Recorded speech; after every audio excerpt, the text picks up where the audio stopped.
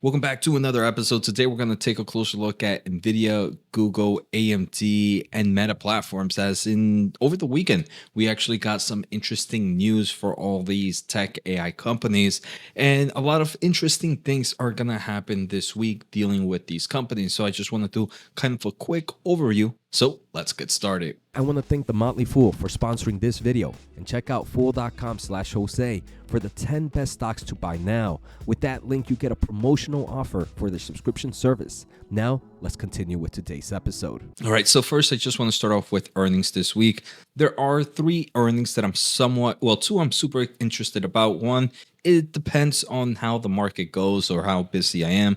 But the two that I'm super excited for is GitLab is after the close on Tuesday, and Oracle is after the close on Tuesday. These are two positions in my portfolio that I've recently increased over this kind of crash that we saw back in April and early May. So those are the two I'm super excited. Obviously, Oracle dealing a lot with the AI space and AI infrastructure is one that I'm more interested about for the backlog space, but also how the overall market is developing and what it means for Nvidia investors. Now, the third company that might be dependent on how busy I am would be Adobe, and that reports on Thursday after the market closes.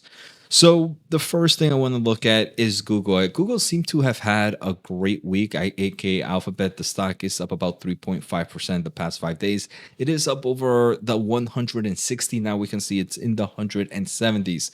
And throughout the weekend, we actually saw some pretty interesting updates. So first, this wasn't over the weekend. This was late last week on June 5th.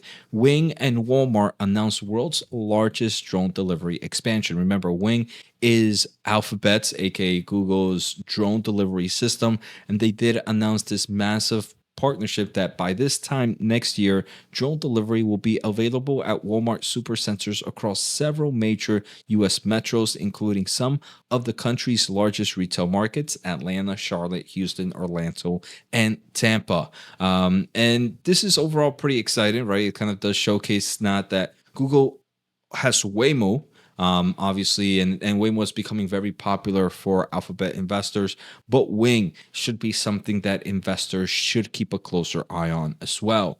Next, what I want to take a closer look at is, for those that are not familiar, Google does have their video generation software tool, and they did announce a new solution, VO3 Fast. VO3 Fast is just a cheaper version to do a lot of these solutions, but they do mention that it's still running pretty great. So I'm excited to see this, as I am paying for VO3 and would love to see this. Just kind of showcases the AI market evolving. Now, Lex, a very popular YouTube podcast and just podcast in general, recently hosted an episode with Sundar, the CEO of Google, and they have about a 2-hour conversation about the overall innovation in the AI space. They talk about kind of the new models, kind of like where AI and kind of some of the ways Google is transforming with this new direction. Some things that I also found pretty exciting were Lex did have a demo of Google Beam and Google XR glasses, and was really bullish on both these technologies. And again, it does showcase that Google is really trying to push it into this hardware space, and I do believe they definitely have a nice competitive moat here. So those are all what I want to take a closer look at Google. I do believe Google is going to be one of those best performing Mac 7 over the long term with what we're seeing right now. Their cloud space is definitely moving, and we see the innovations and different growth opportunities. Next, I want to take a closer look at Nvidia. Nvidia right now sitting at $141. In the past 5 days, the stock is up roughly 4.5%. The first thing I want to talk about is on June 11th. Right now it is June 8th. So on Wednesday, I believe this company is going to be doing its GTC Paris keynote. So I am going to be curious to see what happens here. This is definitely going to be a different time in Eastern time, so I believe it's actually a lot earlier. I'm not sure if I will live stream it, but we do expect to hear some things like some massive AI factories coming out of Europe, which I do believe is going to be bullish for NVIDIA's long-term potential. Next, in NVIDIA, we do have a lot of events happening the day before the GTC keynote. So on June 10th, we do have we have an AI Scaling Summit conference. And we also have a NASDAQ investor conference happening on June 10th. So if you are an NVIDIA investor, those two conferences are going to be ones I'm most likely going to cover. So make sure to stay tuned. And if you want to support the channel a little bit further, just make sure to hit the thumbs up. Make sure to hit the subscribe button. Check out the pinned comment for special offers. And also check out my free daily semiconductor newsletter, whatthechipHappened.com. Now, moving on here with NVIDIA, one thing that is popping up online based on some international news is that the next generation Rubin GPU and Vera CPU are actually a little bit ahead of schedule. And this can actually be very bullish, as there have been maybe some rumors that it might be delayed a little bit due to some supply chain issues or some design issues. But there are reports already coming out that this is actually maybe in mass production is scheduled for early 2026. So it does seem like this could be a nice bullish sign for the Rubin and Vera platform. And I do believe Rubin is going to be a massive, massive mover. I thought Blackwell was amazing, but I think Rubin is going to be even greater than that and going to be a massive, massive growth opportunity for NVIDIA. Now, there are some reports that Foxconn has leased Texas plans to expand their AI server capacity. For those that don't know, Foxconn is one of those AI server makers. And one of the things NVIDIA is saying that they're going to build a lot of AI server supercomputers here in the United States. This is just showcases that direction kind of is moving. So hopefully there is some updates here, and it could increase the overall capacity of AI servers, especially to US based customers. Now, there are some interesting reports right now that the US reportedly to allow AI chip exports to allies if run approved by US operators. And remember, we kind of got rid of the AI diffusion rule, but it does seem like a new version is going to come out of there.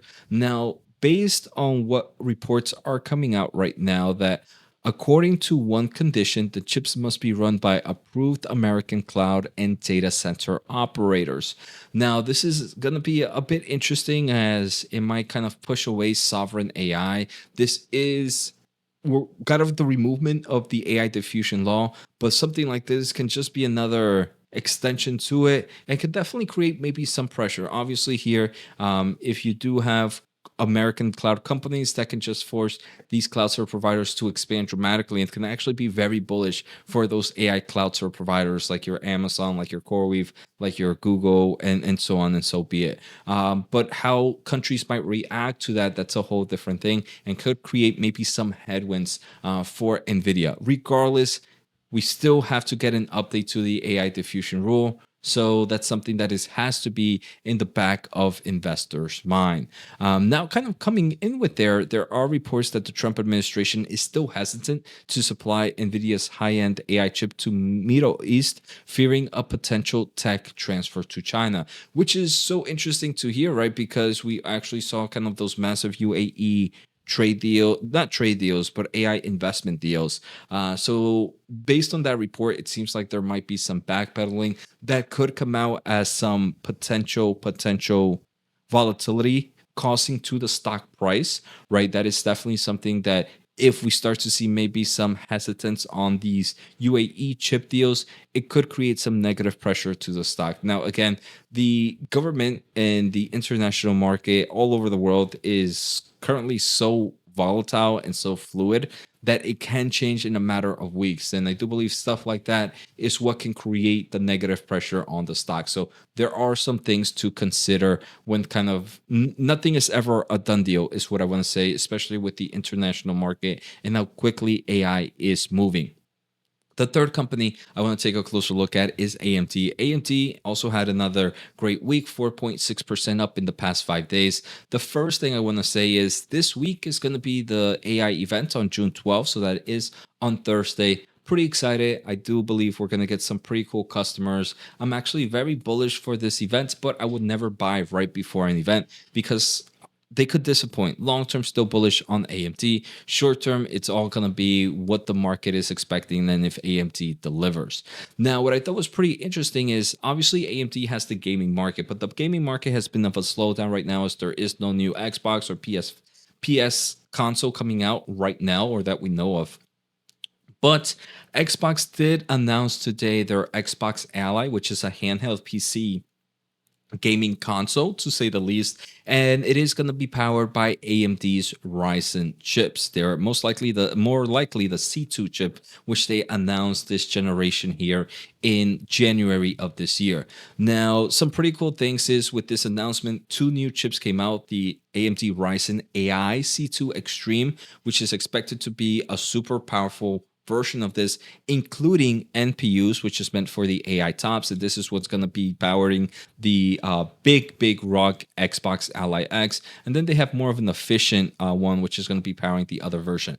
So what what I want to talk about here is the gaming market, which is normally seen as just the Xbox and the PlayStation for AMD, can now kind of expand into handheld PC gaming, right? We have this ROG Xbox Ally, and we do know that the MSI Claw A8 and the Lenovo Legion are also going to be using AMD's chips. So I think it just kind of showcases that while maybe the console market is weak, the overall chips that AMD is developing can actually go into these handheld devices and could be a nice small tailwind. I don't think this is going to be ever a massive market, but these small chips, you add small revenues here and there, small earnings and small profits here and there, and that can overall help AMD outperform the overall market. Now, the final company I want to take a closer look at is Meta Platforms. So over the weekend, I think earlier this morning is when we got it, that Meta Platforms may invest over $10 billion in Scale AI. Now, for those that are not familiar with Scale AI, this is a company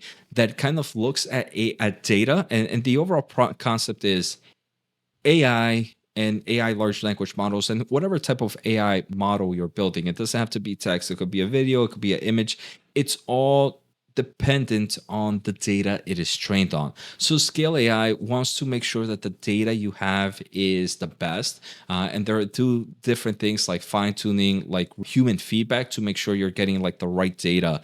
So they are pretty much a data company, making sure that you have the best data to train their models. They already kind of sell this data, and they have a lot of customers from OpenAI, from Llama, I believe, even Anthropic. So they are a big company, but it seems Meta is reportedly looking to invest more money here. So we can see they have things like real life human feedback. They have data labeling. They have data curation, and again, all this is crucial for the AI large language model training. So Meta is expected to invest here. This is an investment where it seems like Meta may want to make its models a lot stronger, and it's already a customer. So it's pretty interesting to see why they would want to invest $10 billion here. Something to keep a closer eye out. We haven't really heard much from Meta. It was something that came out either from I think it was from Reuters earlier this morning. But it does kind of showcase that the AI market is still spending tons and tons of money in it. And if you see an improvement on data, at the end of the day, you need to use some hardware, aka Nvidia or AMD chips, to kind of train on that data. But again, very interesting talks. I would love to hear more from Meta team. Hopefully we might get an update from them in the upcoming days. But it is something that just popped up in the overall market. So a lot of updates here. I think very bullish for Google. There are very bullish stuff for Nvidia. There are also some bullish stuff for AMD and some interesting stuff for Meta Platforms. So take care, have a good day, and see you all next time.